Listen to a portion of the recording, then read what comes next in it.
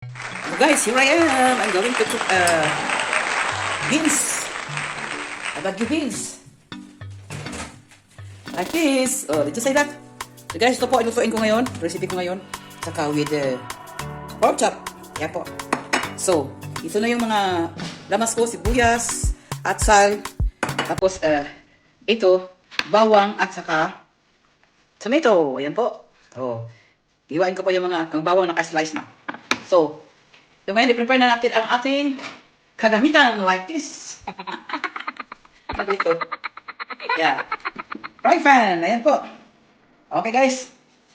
So, slice muna tayo ng ating kamatis.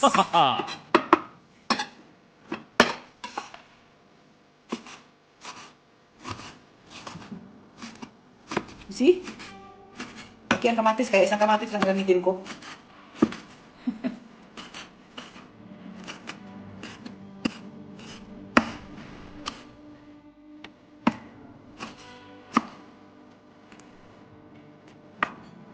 So, yan po guys, tapos na.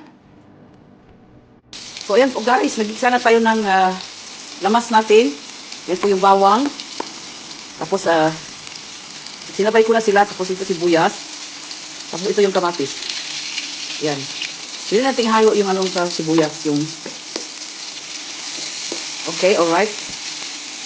Tapos ito, yung karne.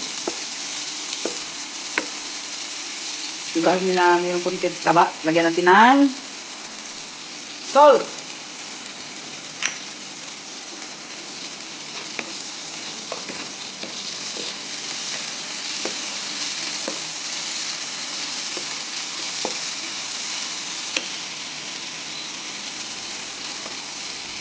Tapos, kunting pepper. Para pangsarap, pangsarap.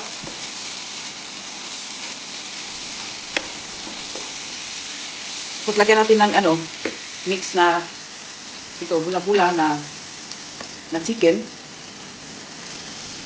Ready-made na bula-bula na chicken na galing sa freezer. Hinalo ko. Ay, tingnan mo, dumami na yung karne. Kasi ayoko yung puro, kasi yun mga mataba. Kaya nilagyan ko ng bula-bula. Ayan, ang sarap-sarap na. Woohoo! Looks yummy and it's yummy in our tummy.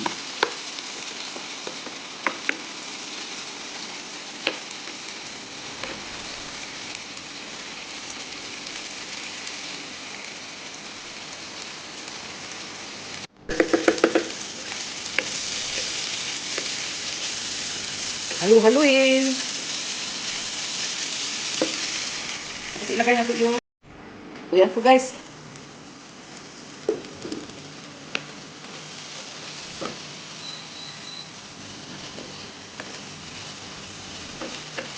So, pwede natin ilagay ang ating... Ayan po. Woohoo! Ang ating baggy beans. Na napakasarap. At fresh. Yan po. Ano po, parang sa Pilipinas lang, no? Gulay. Kasi ganito yung favorite ko. Pilipinas. Yung batong lang at saka string beans lang at saka wala nang iba. Masarap na siya. I forgot. Wala pa pala itong kunting toyo. Kasi ito rin ang nakapagpasarap.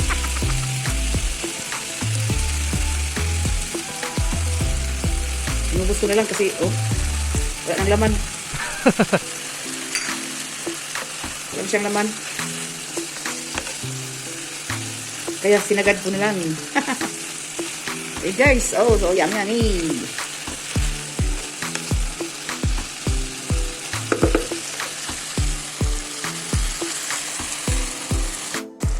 Yan po guys, looks so yummy.